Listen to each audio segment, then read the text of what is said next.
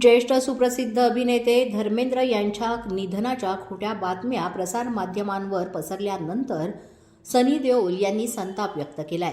ब्रीच कँडी रुग्णालयामध्ये धर्मेंद्र यांच्यावर उपचार सुरू होते, मात्र त्यांची प्रकृती स्थिरावल्यानंतर आता त्यांना घरी आणण्यात आलंय आणि घरी आता त्यांच्यावर उपचार सुरू आहेत. या दरम्यान प्रसार माध्यमांमध्ये मोठ्या प्रमाणात धर्मेंद्र यांच्या निधनाच्या कुठलीही शहानिशा न करता खोट्या बातम्या लावण्यात आल्या होत्या, प्रसारित करण्यात आल्या होत्या. याबाबत कुटुंबाला, त्यांच्या फॅन्सना मोठा धक्का बसला आणि त्रास सहन करावा लागला असं म्हणत सनी देओल यांनी पत्रकारांवरच संताप व्यक्त केला. अजूनही 24 तास पत्रकार हे घराच्या बाहेर उभे आहेत आणि या पापाराजींना अगदी कडक शब्दातच सनी देओल यांनी सुनावलं.